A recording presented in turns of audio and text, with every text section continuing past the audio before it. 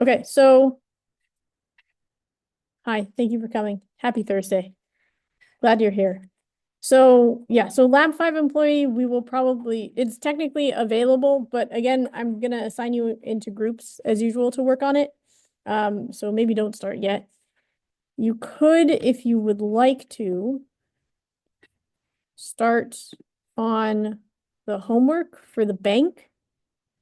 So I wrote all this up and I'm reasonably sure that there's no major typos or errors. If you start working on it and you find something, let me know.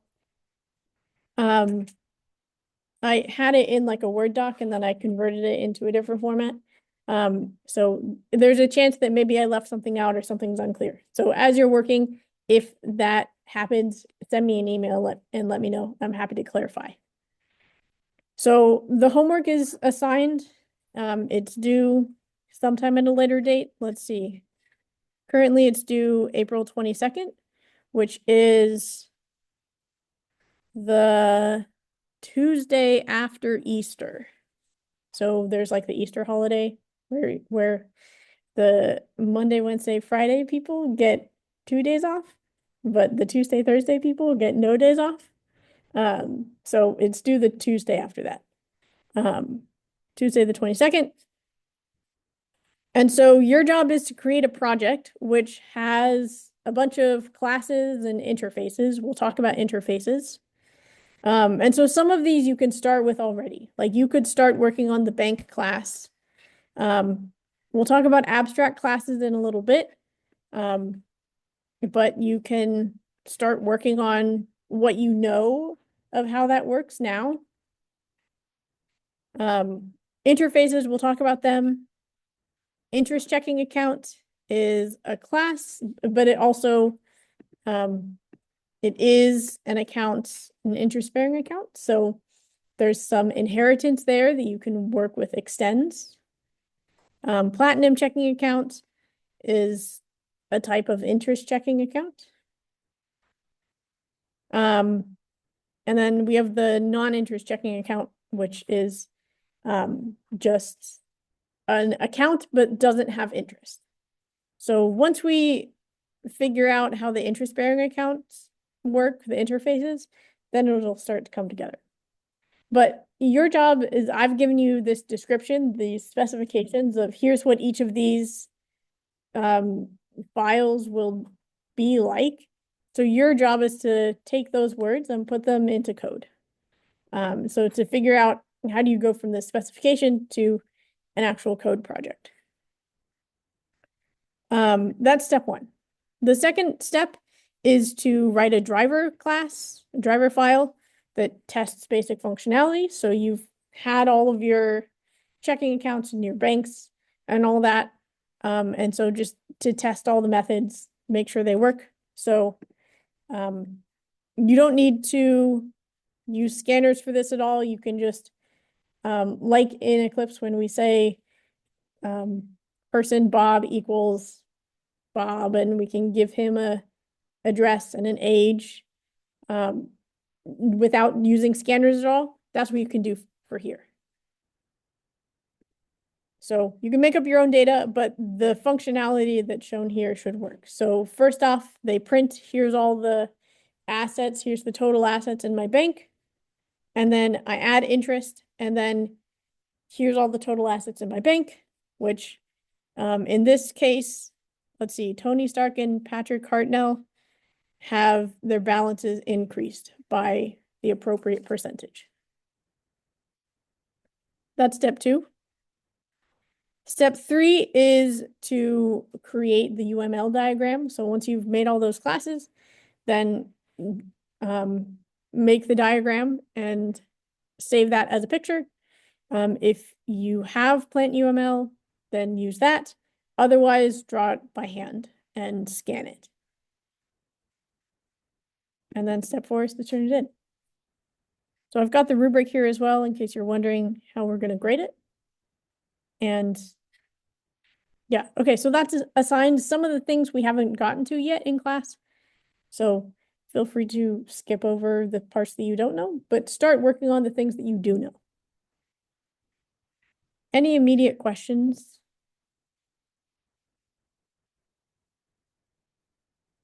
Okay, so your homework for today, go home and read through this and start working on something. You may not know how to do all of step one, but you do know how to do some of it. So start with that, work on that. Okay.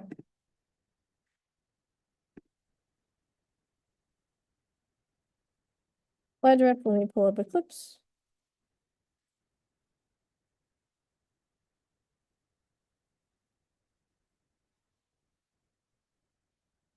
Where are we? 4.2. And then we're in, or maybe it wasn't the solution.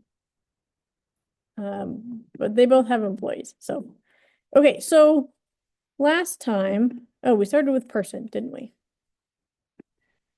So we started with person, where we said a person's going to have a name, age, and address, and we can get and set those aspects. We've got a constructor, a toString, and that's all well and good.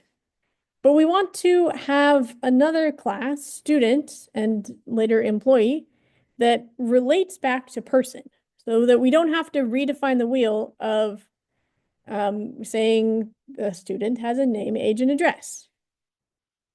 The way we did that is with the extend keyword. So using this extend keyword in the class signature. So this is the class signature, public class name extends something else. That's the signature. And this says, this means that a student is a type of person. And so because a student is a person, then a student also has all those fields that belong to person. It has the name and the age and the address. And it has all of these getters and setters and toString as well. So a student has all of that. I will also note before we go further, I have all of the, so every day, every class day at like before like 6 p.m. or so, depends on when I get back to the office.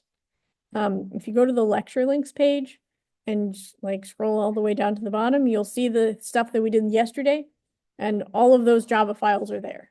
So anything we work in class, I upload those. So just to remind you.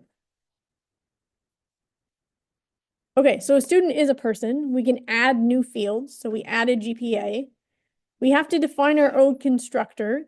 And when we do that, we have to set up the person part of the object as well. So we have to make a call to the super class, to person, and give it the name, because that's how our constructor in person is set up, right? If we go to person.java and we look at the constructor, person takes in a name. So we have to give it that part so that we know how to construct the person portion.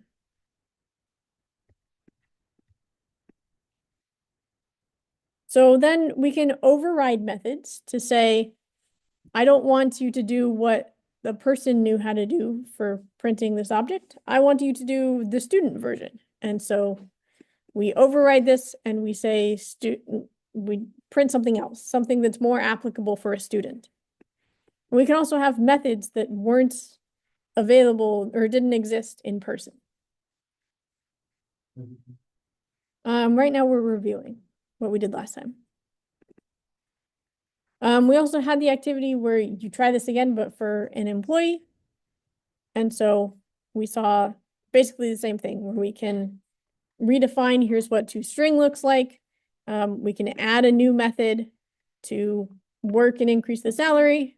We can also do what's called partial overriding, which is do what the person does, but a little bit more.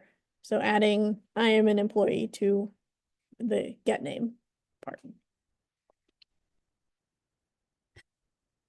Okay, and so then we looked at this first shot at genericity, where we are trying to find some aspect or tell some aspect about two people, so two objects in this hierarchy, but they may be different types. So they could both be of type person, but here they were like Jeff, who's an employee, and student Bob, who's a student. And so we can refer to both of them by a person reference. Let me write that part down. So refer to A and B with a person reference. So that makes it more general, and we don't need any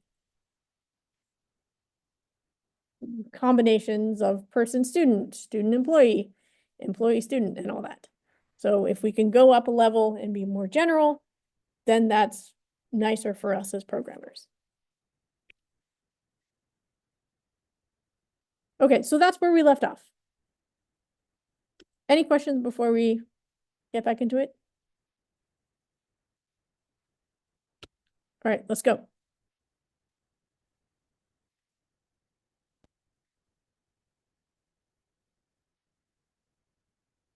All right, so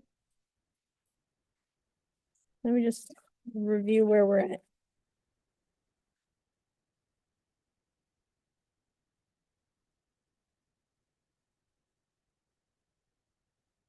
Okay, so let's talk about terminologies. So up to this point, you've heard me talk about like the base class and the derived class, or the subclass and the superclass. Let's just clarify what we mean by that. So in both of these situations, the base class is person, the superclass is person. So the base is kind of where we start. So the person, and then the derived class is where we take the aspects from person and we add a little bit more onto it. So student is a derivation of person. And so we also say that person is the superclass, where if we draw this family tree-like structure, person is above. And so student is inheriting things from person. So that's why we say it's a subclass. So for our, what was it? It was like vehicle, car, Tesla, and tractor over here. So vehicle is the base class. Car, Tesla, and tractor are derived classes. If we're talking about a pair, vehicle is a superclass, car is a subclass. Car is also a superclass, Tesla is a subclass. Do you see how that terminology works? So superclass is above, subclass is below. All right, so what if we want, so here's the question. So for person and students, name, age, and address are all private, right? There could be a situation where we want the subclass to have direct access to it. So like currently we can't do this dot name in student, but let's say that we did want to. We wanted to be able to access that field directly, but we don't. The thing is, so let's say this is person and this is student. We only want to be able to access it inside this hierarchy, because over here, we don't want to be able to have them access it, right? So this is a new kind of situation where we want the subclass to have direct access to it, but we don't want something outside of that. So there are some options, one of which we could make it public, which if that's okay for the situation, we could just made it public in the first place. The other option is we could make it package visible, where we say that like, here's the package, only person and students live in that package, and nothing else lives there, so that we can't access it directly from outside those packages. So those are one option. The other is a new visibility term that we've seen before but didn't know how to talk about, which is protected. Protected is package visible plus is visible to any subclass. So that gets this job going. But the downside is that we have to keep in mind if like there's person, student, and then XYZ that's unrelated and not in the hierarchy at all, XYZ could still access that field. So that's something just to keep in mind. But it would work for the subclasses no matter where they were. So maybe if person is over here, student is over here, then we can still access it directly as long as student extends person. So that's how protected works. So just to summarize, private means it's only visible and directly accessible by this current class. Public means anyone can directly access it. Package means only the files within the folder can access it. And then protected is that plus any class in the hierarchy, wherever it is.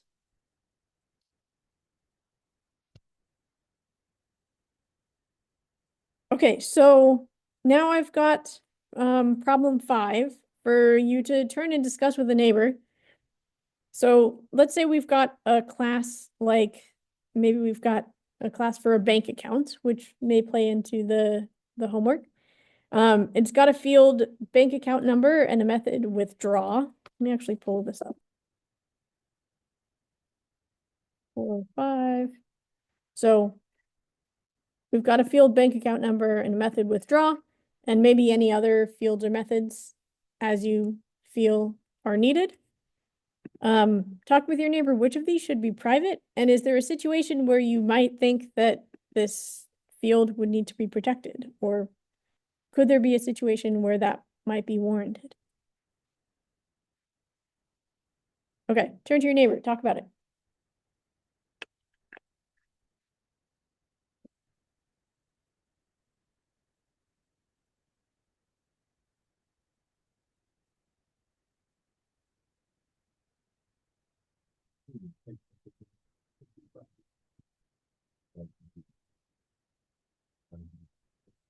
I mean, I was thinking like bank account number anyways, because like, I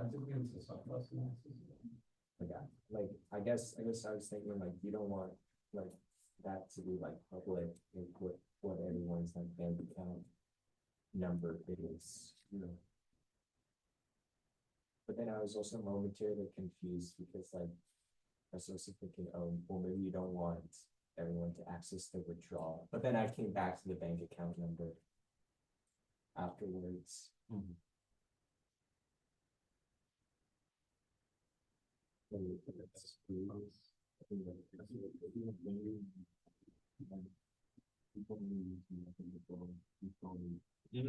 Okay, yeah, yeah. That makes the most sense. Yeah.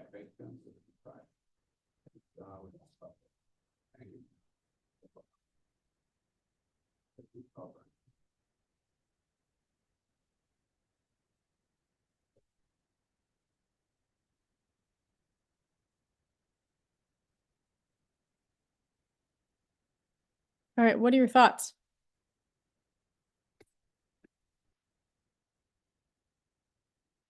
Should bank account number be private? Yeah, maybe, probably.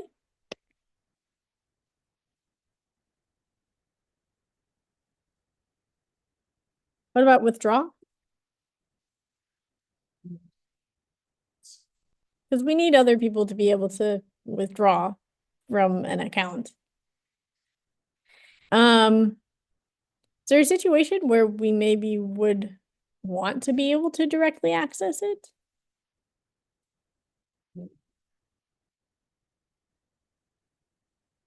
There's like a debit card class or something Mm-hmm. related to.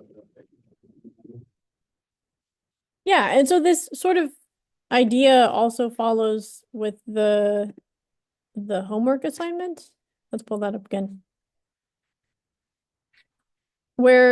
So we've got an account which ends up being this placeholder class because we want to create more specific types of account, right? Because a bank doesn't really have the same, not everybody gets the same kind of account, right? Some people get better interest rates. Some people get like more perks and stuff like that. So not all accounts are equal.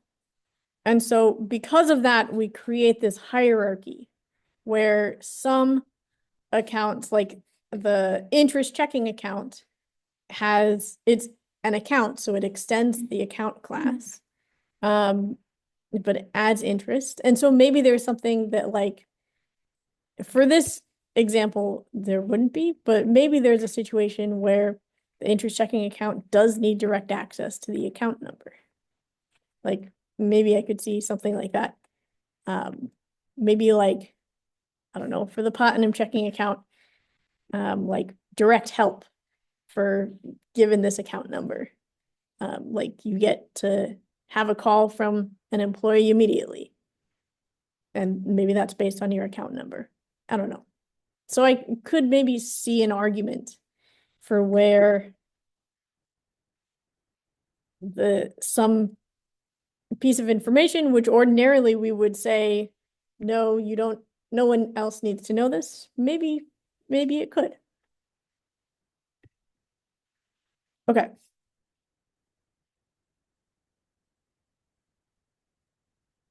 All right. So we've talked about this. We've seen it in practice where every derived class, so every subclass should define its own constructors. If you don't, it gives you an error. In case nothing is provided or you don't specify some initial values for fields, then just to remind you what happens, it uses the 0 parameter default. So if we've got class A, it will just like do that automatically. And what happens then is for all the fields, they get initialized to 0 or false if they're primitives, or null if they're reference variables. So just to remind you, that's what happens under the hood. Are we on 6? We will be in just a moment. So the reason that we have that call to super, the super constructor, the constructor for the super class.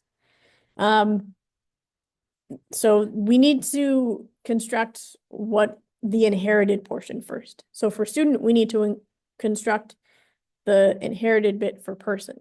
What about the second part of problem 5? We discussed that. We just discussed that. So what was it again? Yeah, probably. But the exercise there is you thinking through what sort of situation could apply. Okay, so the call to super lets us construct the person part first, and then we can do whatever we need to do for student. It can only be the first line of the constructor. Let's see, if we don't provide it, I say we'll do it automatically, but let's test that out. So if we don't have that, then it doesn't work. And so that's because we've defined an explicit constructor in person, right? If we said the only way to construct a person is to give me a name. If we said maybe by chance that, I don't know, we have a empty constructor, then we can get away with it in student. But if we didn't have this, then, sorry, go with Zoom. Then it gives us an error. So depending on whether we have the 0 parameter constructor in person, lets us know whether or not we can get away with not having this line. Okay, so this is problem 6, which again, talk with your neighbor to try and figure out. So I have this as true, false, or it depends. And if it depends, I would like you to explain why. Okay, so talk with your neighbor. Try and figure these out.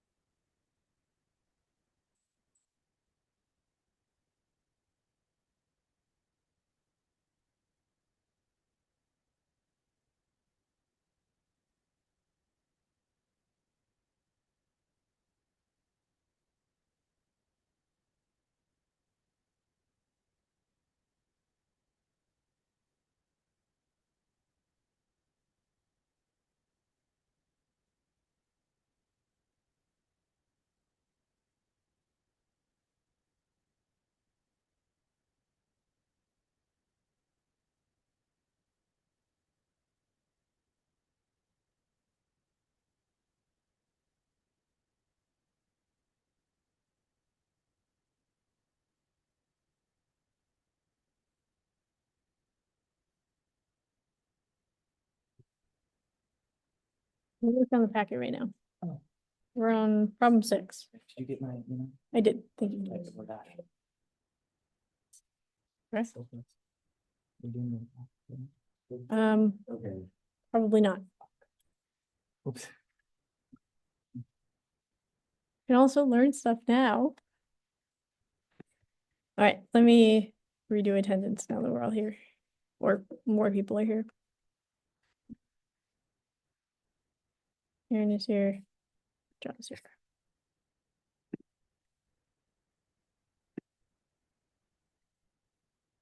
All right, do we have answers? Yeah. What about the first one? True or false? Or it depends.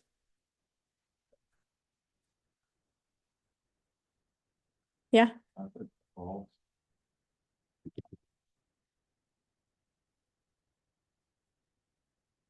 Does everybody agree with this?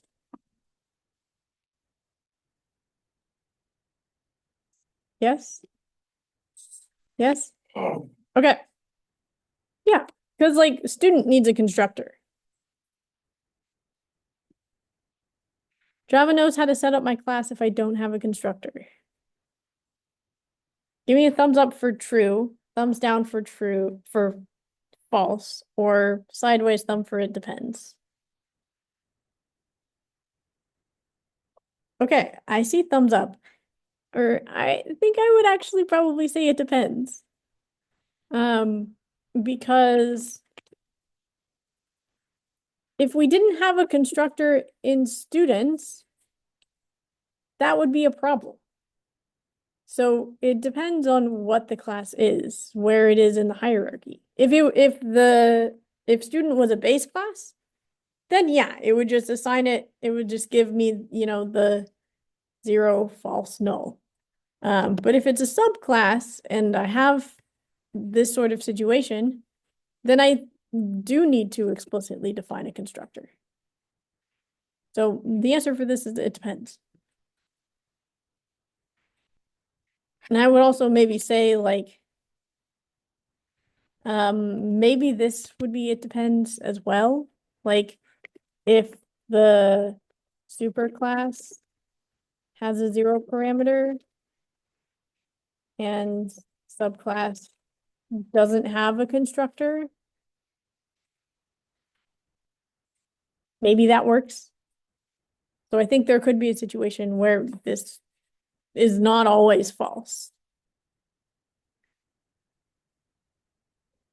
Okay, what about the third one? The call to super can be used anywhere in a constructor. Thumbs up, sideways, thumbs down.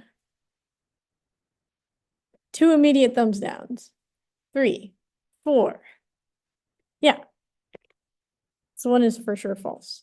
Like either you don't have it or you do at the first line. Great.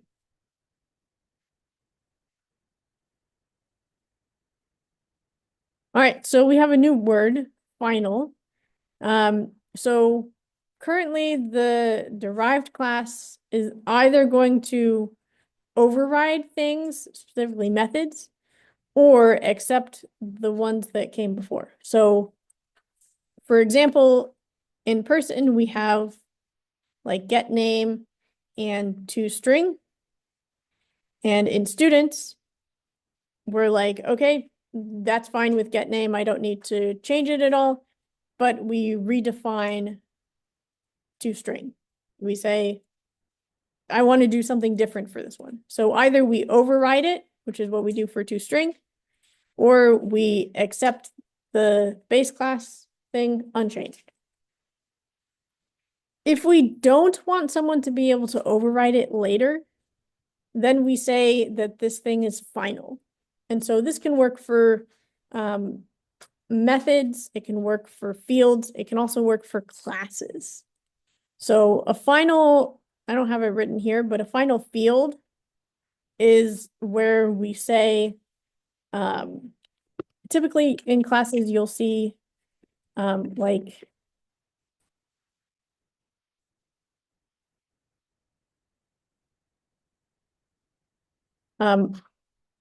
like a maximum value or a minimum value.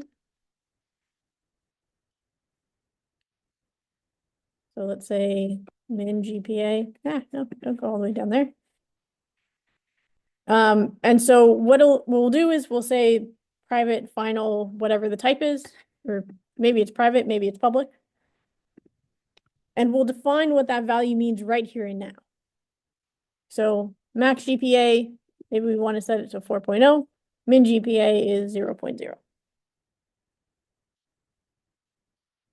Right? So these are like the bounds. Those final, no matter what different kind of students we have later, these bounds are gonna stay where they are.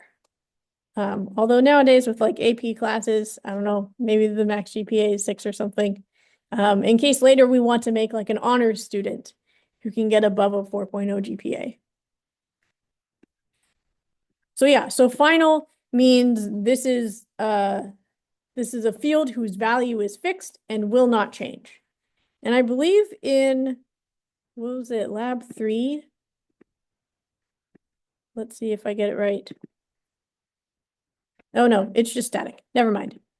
I thought it was final, but it's not. But final here means that this is the value, it's not going to change. I can't change it. And so then if we look at the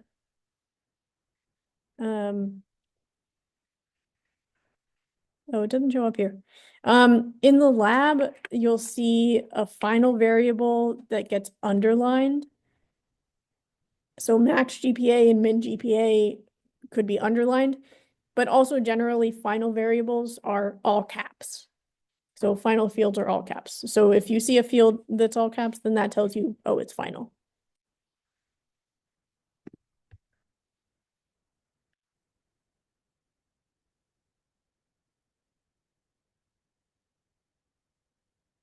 Value defined once and unchanged. That's my note on final for you.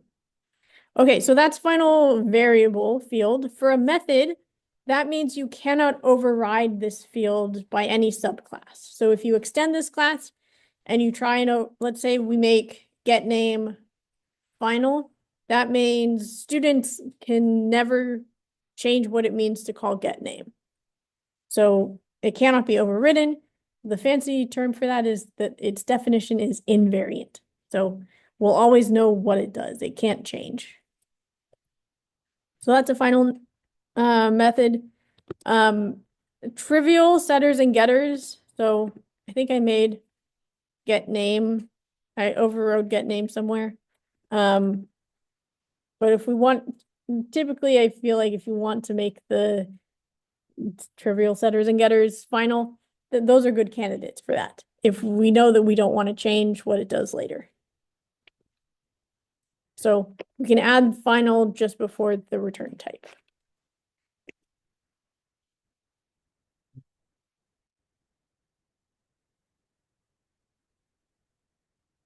Okay, so that's final methods. So we've covered fields, methods, and then there's final classes. So if we wanted to, we could say, if we've gotten to the point where we don't want to ever create a subtype of student, right? We don't want to extend it any longer.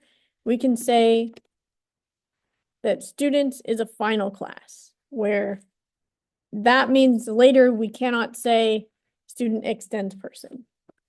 Let's see actually if I make person a final class, then that's going to trigger errors in employee and student, because over here we said the type student cannot subclass the final class person, because we cut it off at person and said no more, no subtypes allowed.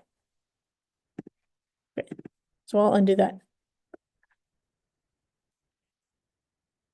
But yeah, so final class means we can't extend this anymore. So this is a good candidate if you reach a certain point where you're like, I don't want to make any more subtypes of this. This is where we stop. Okay, so now I've got a question for you in problem 7. If a class has all final methods, is that class itself final? You doubt it? Let's do thumbs up, thumbs down. Is it, wait, hold on. Give me a thumbs up if the class is final. Give me a thumbs down if the class is not final.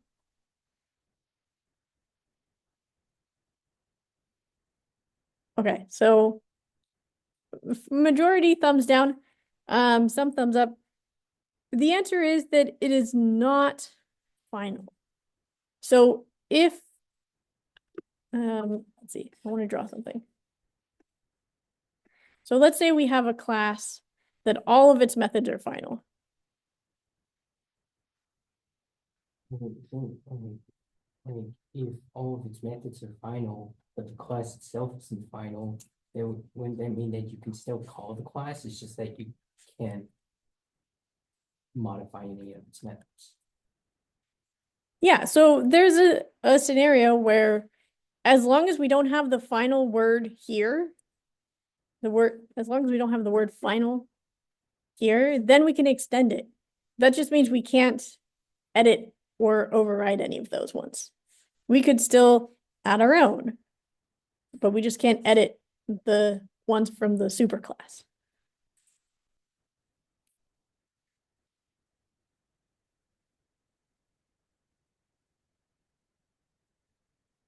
Okay, so the answer here is no. What about the next one? If a class is final, are all its methods final by default? See a thumbs up. Another thumbs up. Yeah, I guess so. Because like the final method means we can't override it in a subclass. And since there's no subclasses possible, then I guess technically. So maybe they're not final explicitly, but in practice, yes. I'm just gonna put technical yes. Yeah, I think that's what I'm gonna say.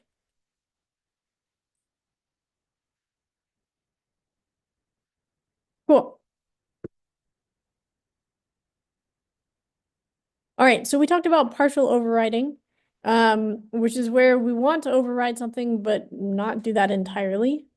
We did that with employee, where we looked at this and said, I want to do what the base class does, so what person does, plus a little bit more. That's partial overriding. Let me do a quick example. You don't need to type all this, just to show you what another example looks like. Let me make a sub package.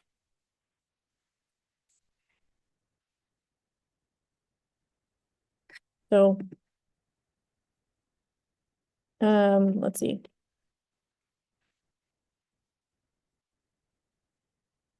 Void do work, and then so this is a worker, and their only method is do work. And so let's make a subclass of that. Called a workaholic. And its subclass is worker.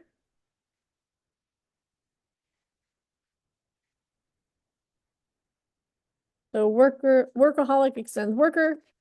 And we want to say public void do work. So we're overriding it. Actually, let me show you this. If I want to override a method, I can right click and go back.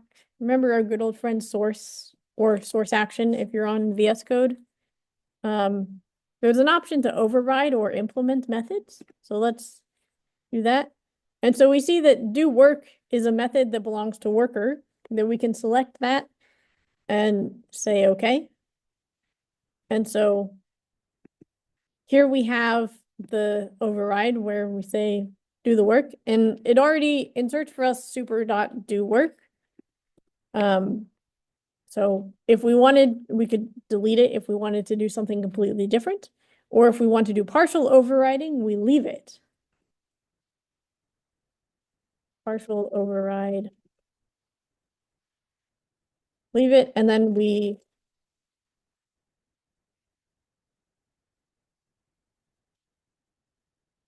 And then we'll do what the superclass does again. So the worker just does one thing of working, but the workaholic does the work, drinks coffee, does more work. See, it's partial overriding. So we're doing what the base class does, but a little bit more. Yeah. Or maybe something a little bit different. If we wanted to do something completely different, that would be an override in general. So if we wanted to not do what the base class does, this would be a complete override. But It's more of an add-on. yeah, it's an add-on. So we do what the base class did. Okay, that's my side note on worker and workaholic. Problem 8 on the packet is brainstorm some uses. So think of some classes or methods where this might be useful. What sort of methods could we write where we would want to do this partial overriding? Think about it. Talk with your neighbor. Go.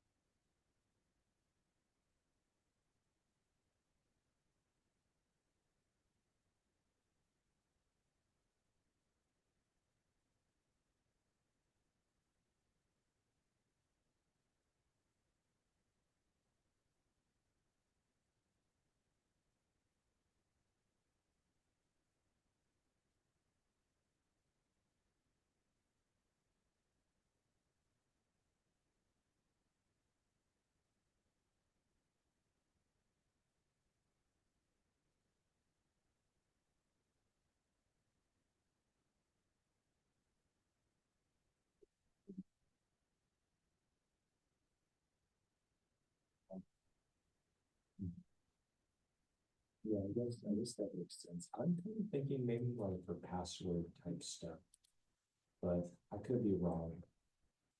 Maybe you would want maybe like momentarily override it, but not completely. But I don't know. I don't know, maybe I'm wrong. May not be wrong. It may just be you need to flesh out how would you use it a little bit more. Like what's the overall situation?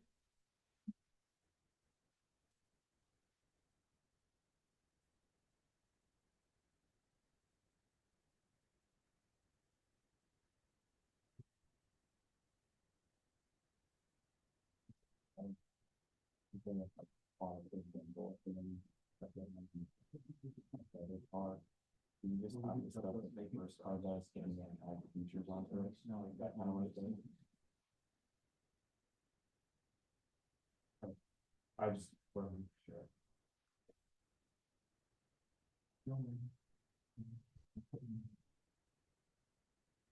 Yeah, so for that example, if we had like a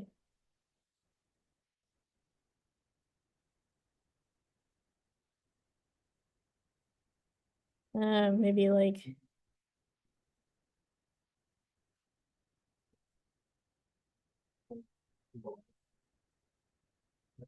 we would have like drive or maybe if it's partial overriding, then it would still be like drive. But maybe there's something we can do in here to make a drive smoother. Man, I have committed myself to this slanted writing. Any other ideas that you have? Other sort of situations where partial overriding could be useful? I guess this is a very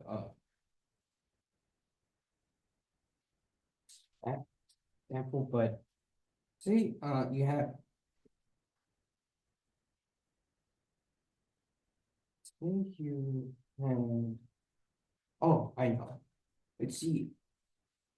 Say you have a super class that has this method for Mhm. example, a print method.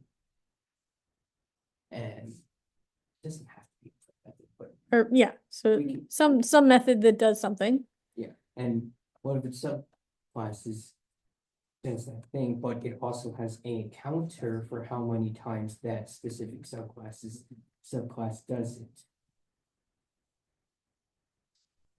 And so it would also, and so it would have a private variable, probably that Mhm. increments every time it uses it, and but any other subclass using that final method of the superclass would not have would not have their own counter as variable increments because, Doesn't matter to them. yeah. Okay. Yeah, I could see that. Any other ideas?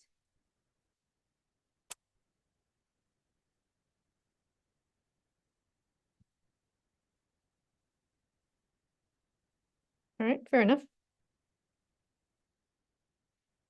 All right, so let's talk about compatibility. This is like the slightly confusing part. So let's say we have, let's go back to our demo over here. Let's say that Bob and student Bob, I don't know, I'm gonna rename student Bob. I have Bob and Bob Jr.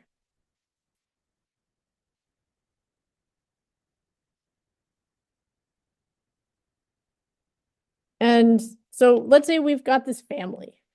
So we've got a family of Bob, Bob Jr., and Jeff. Okay. We can reference it by this array to say we're going to have an array called family, and each thing in the family is going to be a person, right? Similar to what we did up here, where we're referring to each of the objects by a person reference instead of the more specific one.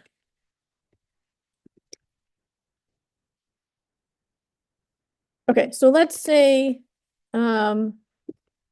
maybe we want to set up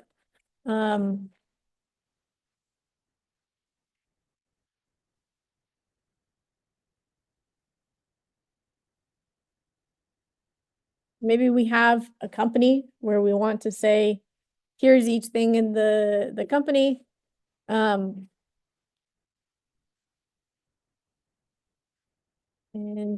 I equals 0, I less than company dot length, just to like set it up. So it's not critical that you get all the for loop stuff, just company at position I is going to be new employee. I don't know. The first one's named Jeff, so maybe let's add numbers at the end. Jeff plus I.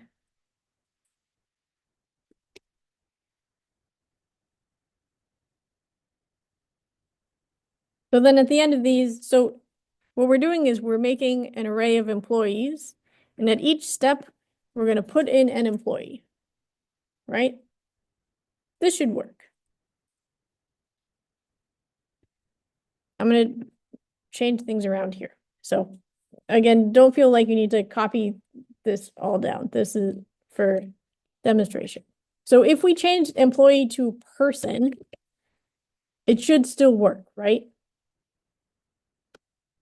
Because we're referring to things in a more general way. But the thing inside an employee is still a person. Okay, what do I have in the slides?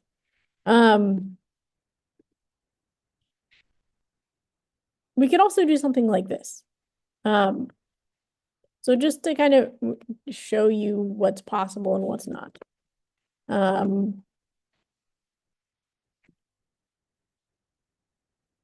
We could refer to the array, the ARR variable. We could say it's going to be a person, but then set aside spots for students inside. I don't know why we would want to do that instead of saying that it's more specific to students, but just in case we could want to do that.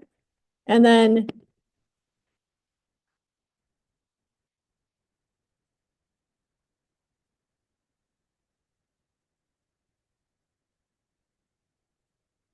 maybe if we wanted to have an employee, let's just print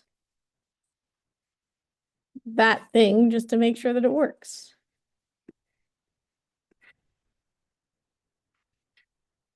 Uh-oh.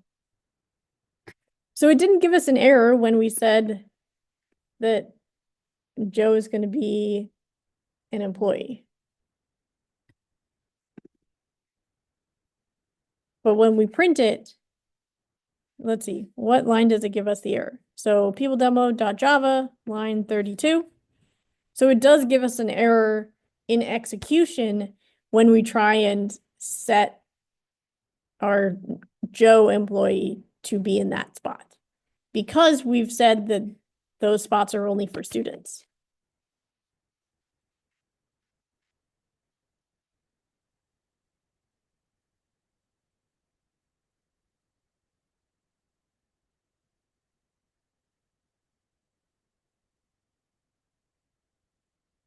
We could have a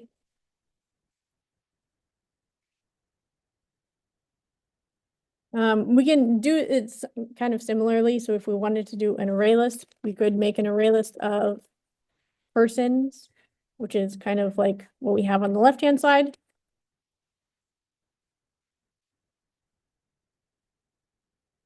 Do array list of students. So make it more specific on the right-hand side. Does it let us do this? No, it cannot. Okay, so that's interesting. So even though a student is a type of person, it doesn't let us restrict it that way. So either we have to make this a person, or we have to make them both a student.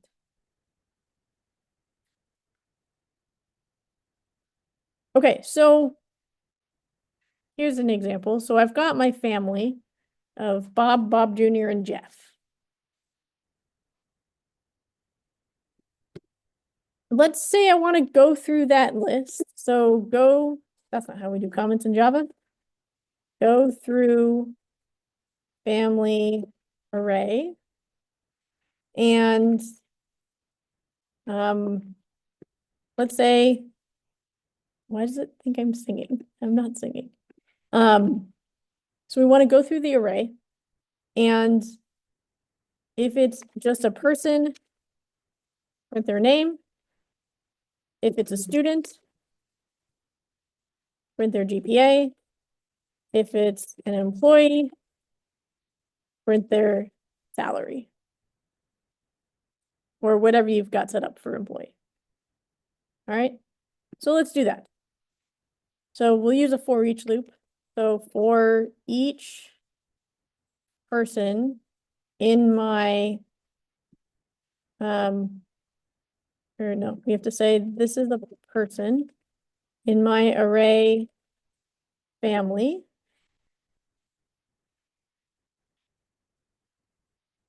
I want to see, so I should be able to do this, right? Where I should be able to check what kind of thing is each object. So the way I do this is with instance of. So if the person is an instance of, maybe let's do employee first. Then I want to print person dot, what sort of things do we have? I think we only had crunch. Well, hold on, employee. We only had get name and crunch. I'm gonna add public double get salary. Just so that we can print the salary.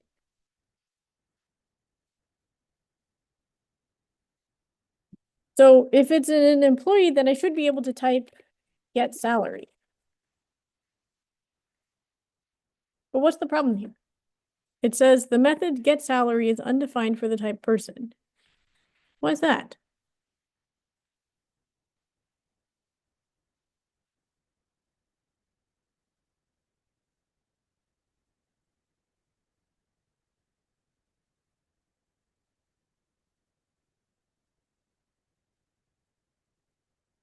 So, okay, maybe it's because up here I said that this thing was a person, but I've just checked that it's an employee.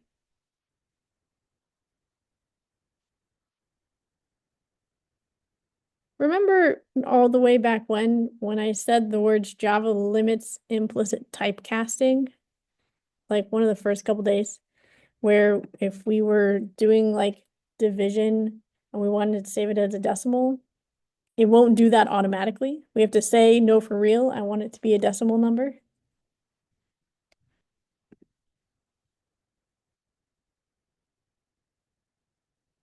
Implicit typecasting. So what we need to do is, now that we've checked that it's an employee, we need to assure that for real, like I want to get the salary from this employee. And so maybe I need another way of thing of parentheses. No, it's not working. Add parentheses around cast. Oh. Wait, okay. Let me.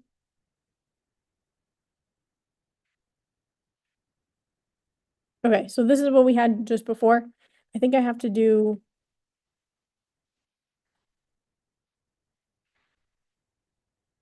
Let's add spaces to make that clearer.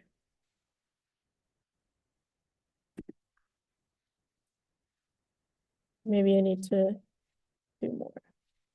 There we go. Okay, so I'm saying that I want to get the salary of this variable. What is that variable? It's PER person, but I'm casting it to an employee to say, no, for sure, this is an employee.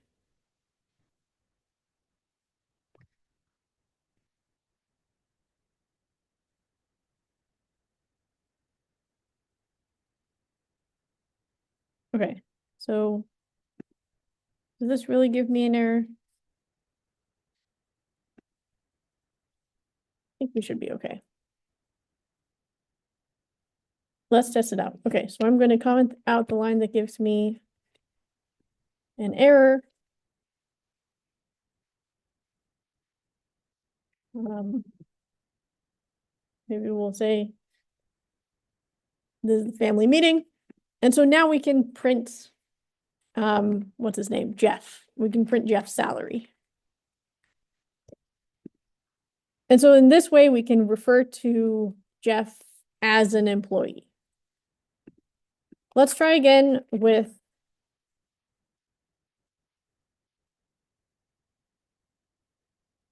the student, so Bob Jr. So we're going to print out student. I think we need two sets of parentheses over here.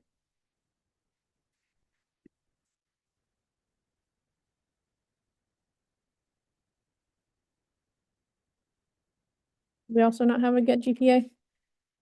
Let me add a get GPA really quick. Or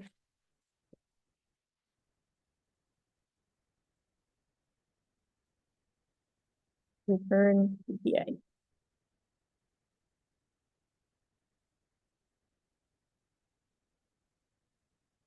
So in this way, we can say, if you're a student, give me your GPA.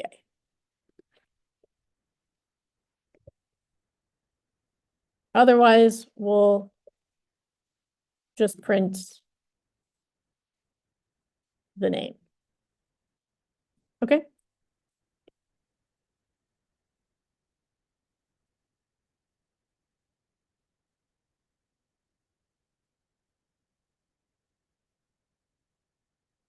So we've got to do this explicitly. All right, let's run this and make sure it works. Okay, so it prints. So family meeting, first it just prints Bob, and then it prints 0.0, which I assume is the GPA.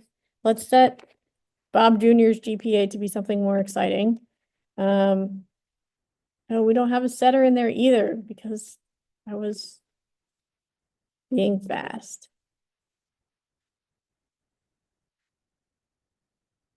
Was it double GPA? This dot GPA. Oh wait, equals GPA. Nope, that's not how it works. It is how it works. I just have the return type wrong. Okay, so if that's our set GPA, then Bob Jr. dot set GPA. Let's give Bob Jr. a 4.0 GPA.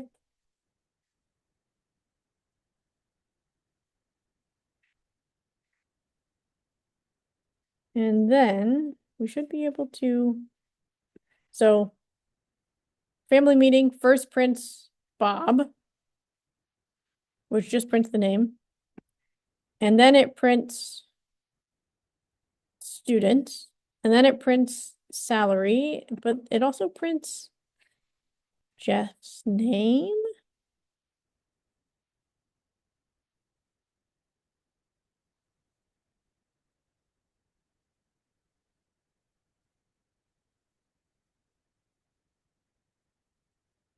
So the question is, if it prints Jeff's name, that's fine, but why is it only doing Jeff and Bob and not Bob Jr.?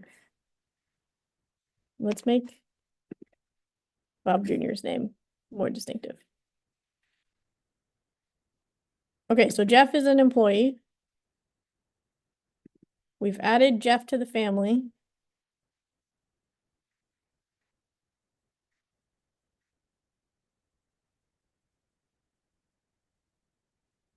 It should just print the salary, and it should not print the name.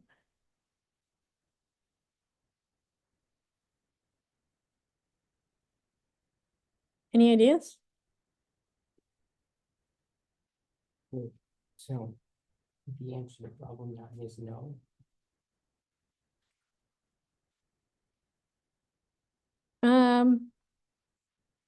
Yeah, that's correct.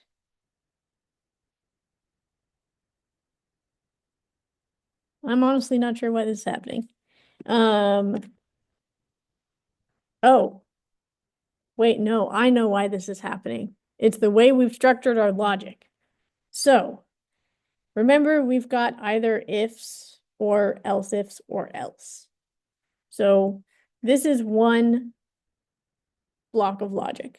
And then we start a completely new block of logic that's not linked to the first one. So checking if it's a student is a completely separate logic check. And because Jeff is not a student, then it prints Jeff's name as well. So to fix that, we would say else if. And that gets rid of that. If we wanted to replicate the issue, let's try and move this up. And so swap student and employee and see if we get Bob Jr., which I believe we would. There we go. Yeah. So because we didn't use an else if, that's why we get that extra print.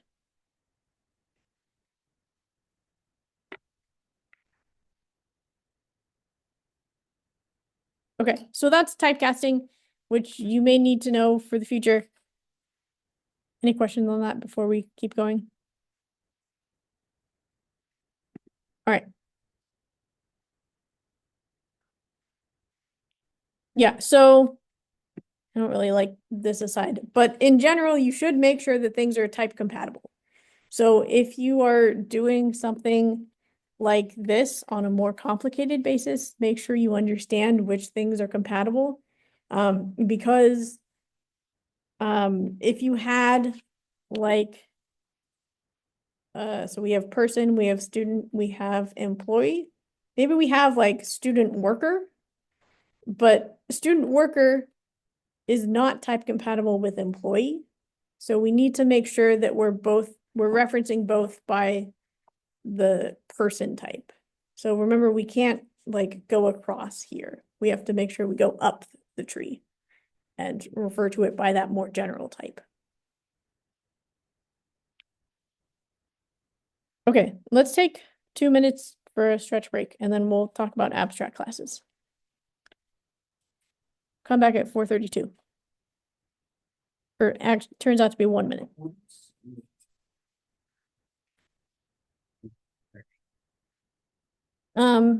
To be decided.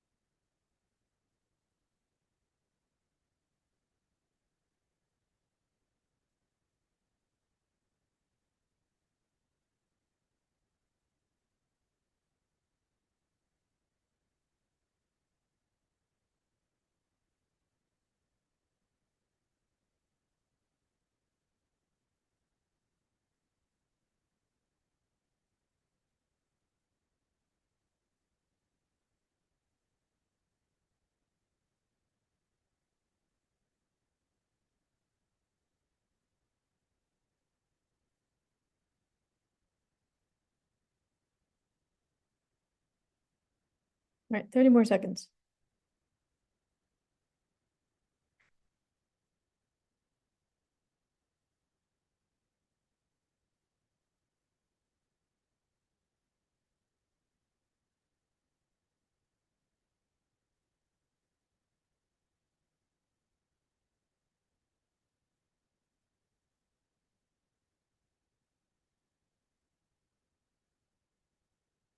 All right, let's come back and talk about abstract classes. This is where it really starts to get fun. Okay, so I think we did an example earlier on where we said something like we have a shape and then there's like a triangle, maybe a circle. And then we had like a quadrilateral and then like a rhombus. And let's say we also have a rectangle and a square, right? So because a square is a rectangle, but a rectangle isn't always a square. So let's say we've got this kind of hierarchy. This is sort of what we want to write up in code.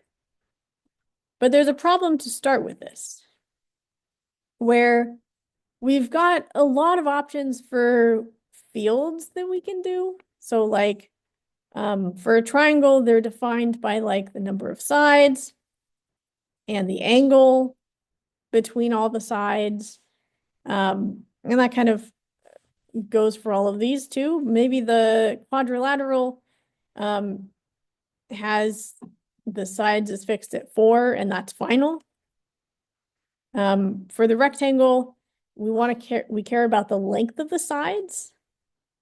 For square, the length has to be equal, right? Because all the sides are the same length. For the rhombus, maybe we care about the angles that are here as well. A circle doesn't have any sides. Circle is only defined by a radius. We could also go like three-dimensional. We could say like a sphere. What sort of fields do we want for that? Maybe the radius of like the cross section and the radius, so we can draw it out that way. The point here is that there's options for what sort of fields we want, but we don't know what to say for that in shape, right? Because shape is so general that it doesn't give us any information about where to start. So we can also have a method for like the perimeter, or so like if we're talking about the perimeter of a circle, it's what's the length going all the way around. The perimeter of a square, so we add up all the sides. And similar for area, like we can find what's the area of the circle or what's the area of the square. We want like similar things, so it makes sense for it to be a more general method.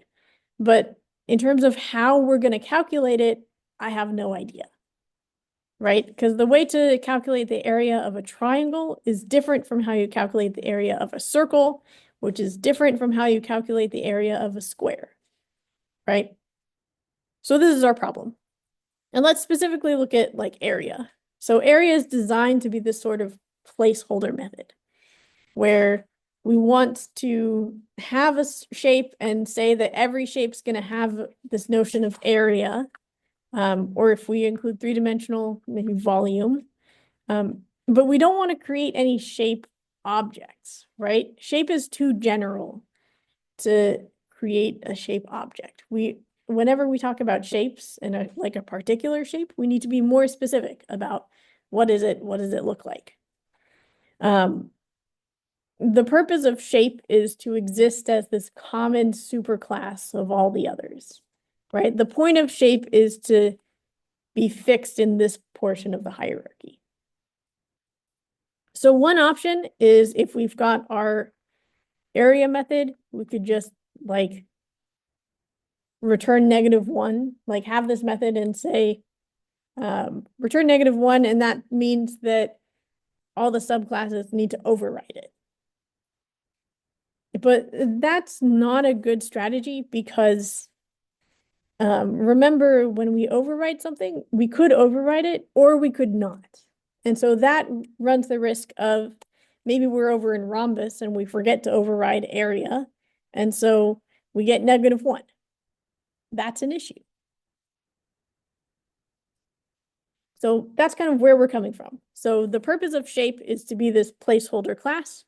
The purpose of, we'll look at area, perimeter, semi-perimeter. The purpose of those methods are to be placeholder methods for the later classes to implement.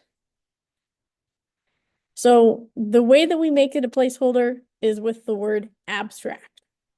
And so if we make it abstract, that means we don't provide any default implementation. We're just going to say, do I have no, I didn't write it. So if the method is public,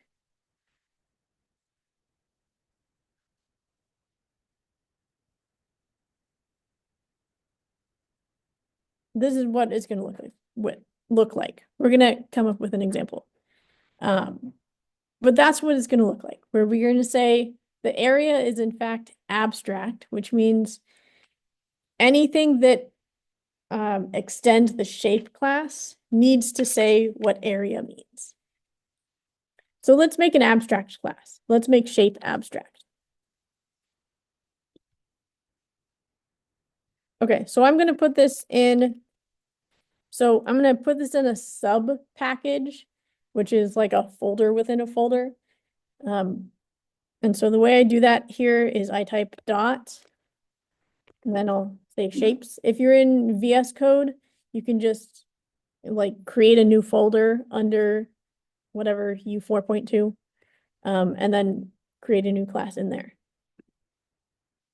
So I'm going to make it shape. Oh, look. Now we've got the option for abstract. We know what that means. So we're going to make shape an abstract class. Once we do that, it's right there. So we don't have any fields because it doesn't make sense for a shape to have fields. Double area. And so note that I don't make brackets or anything, like nothing goes here. I don't have brackets at all. I just have a semicolon after the signature. This says that area is a placeholder method. Let me put this on a new line.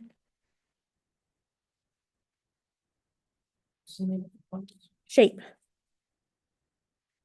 So area is a placeholder method for any further shapes to implement.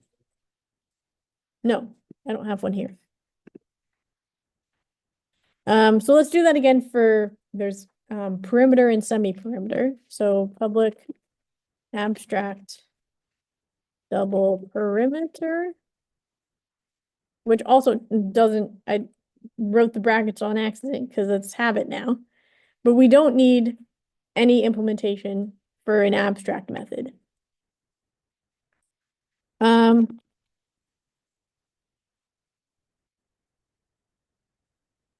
Let's talk about semi-perimeter for a second.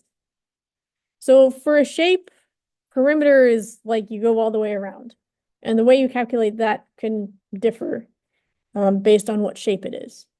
Semi-perimeter, though, is just the perimeter cut in half. So does it make sense to define the default implementation here to say return perimeter over 2? Or call the perimeter method. Does it make sense to do that?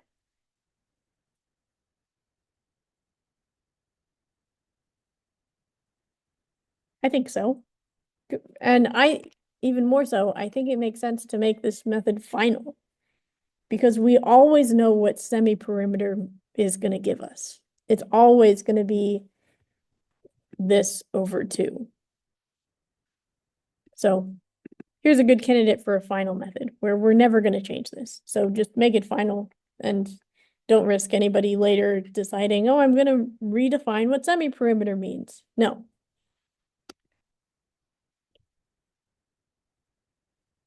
Okay, so that's my shape. I'm about to go back to the slides.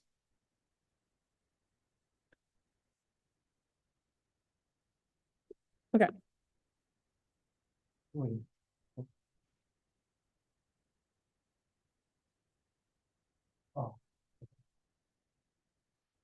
Okay.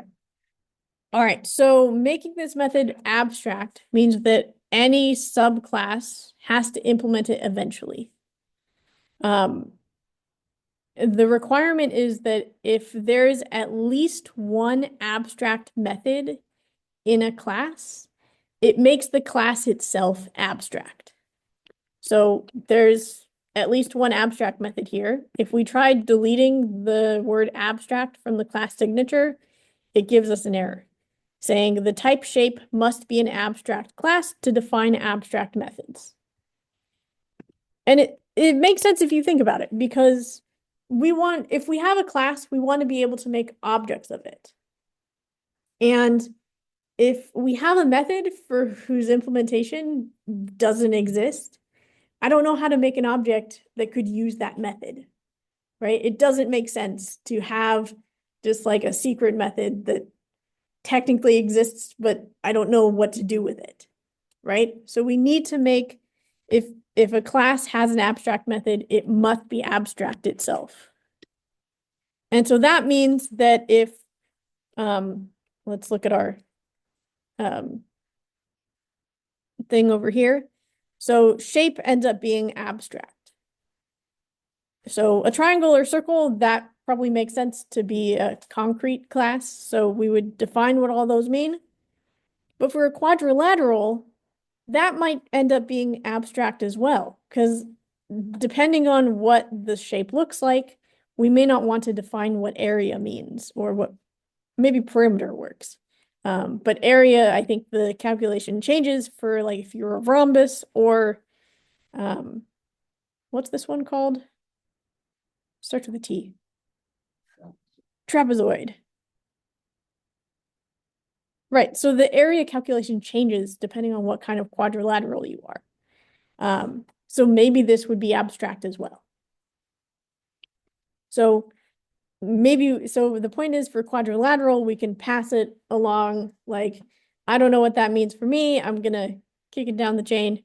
So any quadrilateral that's not abstract has to say, here's what area means for me. Okay. Okay, so this means when a class is abstract and it has at least one abstract method, we can't construct a shape object. So there's no saying shape S equals new shape. We can't do that because it's abstract. Okay. A reminder, here's the kind of methods we've talked about so far. So other method, actually, let's start with final. So final is when we don't want to change it in any subclass, when we never redefine it. Abstract methods is when we don't provide any implementation. And then the derived classes have to implement it or be abstract themselves. Static methods from way back when is when we don't have any controlling object. And then the other methods are literally everything else. So we've got final, abstract, and static as our main keywords. Okay, do we have time for interfaces? We might. Okay, so I'm gonna make a circle class really quick. So class, I'm gonna make a, no, actually not yet. Let's talk about interfaces and then I'll show you the wizard for how we create it. So let's talk about stretching. So some circles are stretchable, or some shapes are stretchable, where we go from like a small circle to a big circle, where we can just like stretch the radius, right? Where we start out with a small radius and then we multiply it, and then we have a bigger radius. Similarly for like rectangles, we could go from this to this, or for a square, we can get a much bigger square just by multiplying the length of the sides, right? So we can stretch shapes. If we look at the beverages, some of the beverages are carbonated, but maybe not all of them. So if we have just like orange juice I think isn't usually carbonated. And so like bubbly is carbonated, but orange juice isn't. And then we'll see in the lab that some employees are payable. Actually, all the employees are paid. Were we supposed to create a rectangle class? Wait, to create a what class? A rectangle subclass for a shape abstract class? You can if you want, but I haven't done it yet. So we have this idea where some classes have an additional property, like some shapes are stretchable. Whereas, the example is like, let's say we have, you remember the unit circle by chance from like trigonometry? So the unit circle is just a circle with, we won't talk too much about it, but the unit circle is just a circle with radius 1. And the unit circle is never going to change. And so in this case, it's not stretchable, right? Because we don't want to increase the radius of the unit circle at all. So some are stretchable, but not all. So the question is, so if we have shape and we have circle and maybe we have unit circle, can we say like something like this, stretchable? Where I know some people in the back last time were talking about, can we have a class or can we have like 2 parents of something and not just one? This is what we're talking about. So the answer to that is like, if we want to have a student and employee, can we make like a student employee class that gets aspects for both of them? So they have both salary and GPA? The answer ends up being no. And the reason for that is because of this potential conflict where, and we would see that in this example, where student and employee both have name, age, address. But if we extend both of those, what if they had a different copy? So, or they've got two methods to print the object, so two string methods, one of which prints information for a student, the other prints information for an employee. When we extend both of them, one of them's gonna get one of them's gonna get inherited. But which one? I don't know. If they have identically named fields, maybe they're different types. I don't know how we handle that, or even if they're the same type. Or two copies of the same field. What do we do with them? Which one do we choose? It's a headache. And so because of that, we cannot do multiple inheritance. That's what we call this. So this sort of situation is multiple inheritance. Maybe it would help if I spelled inheritance correctly. So multiple inheritance, thumbs down, no go. So there's still a situation where we would want this circle to be stretchable, but the unit circle to not be stretchable. So the way we want to do that is with something called interfaces.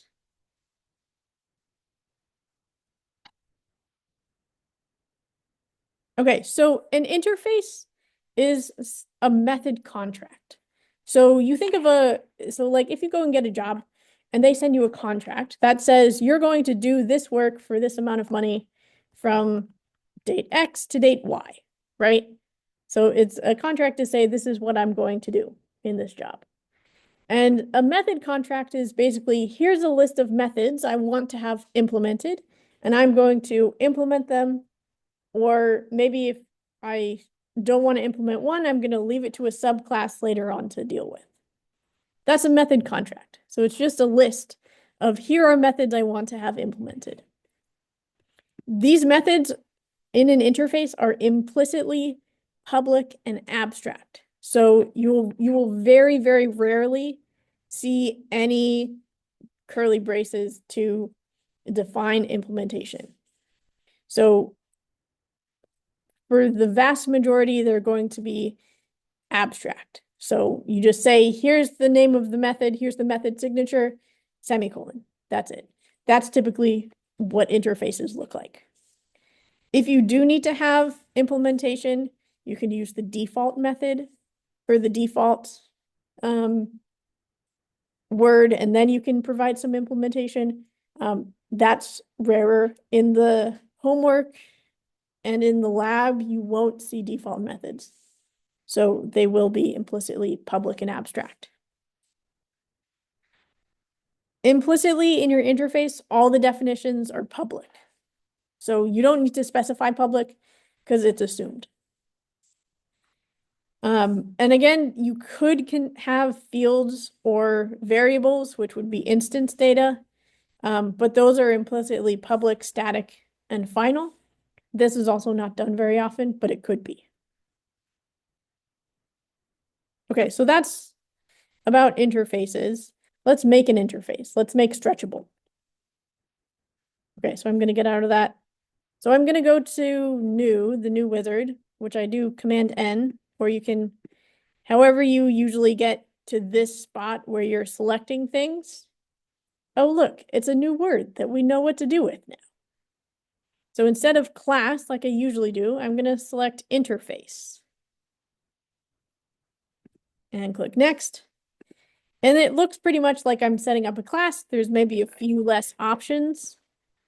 It still needs a name. In this case, my interface name is capital S stretchable. Typically, it'll warn you, like if you try and give it a lowercase letter, it'll say, we usually start these with an uppercase letter. And now, see, we've got our options that we recognize for what's the visibility of this interface. Public is fine. Interfaces can extend another interface if we want to, but we won't worry about that. And click finish. Okay. This is the only difference between an interface and a class. We've got the word interface instead of the word class. So an interface is not a class. I would like you to repeat that back to me. An interface is not a class. This is something that's going to come up on the final exam. I'm going to ask you, is an interface a class? And you're going to say, No. no. It shares similarities, like it's still Java code that we write. It's still stretchable.java, but it's not a class. It's something different. Okay, so I've got an interface. Let me give it a method. Public void, or typically I actually don't need public because it's implicitly public. I'm gonna stretch it, and let's say I want to stretch it by some factor. So I'll take in a parameter to say stretch by some factor. That's it. That's my interface. I'm going to say that any shape that implements stretchable needs to implement the stretch method, needs to say what it means to stretch itself. So that's going to be different for a circle than it is for a square, than it is for a triangle. Okay. We've got 4 minutes. So let's do, so the way that we use this in practice, we'll probably make a circle and then be done with it. So the way that we make a class use an interface is the keyword implements. So if we've got an employee and intern classes, so public class intern extends employee, and intern implements payable. So an intern is payable. So let's make a circle that's stretchable.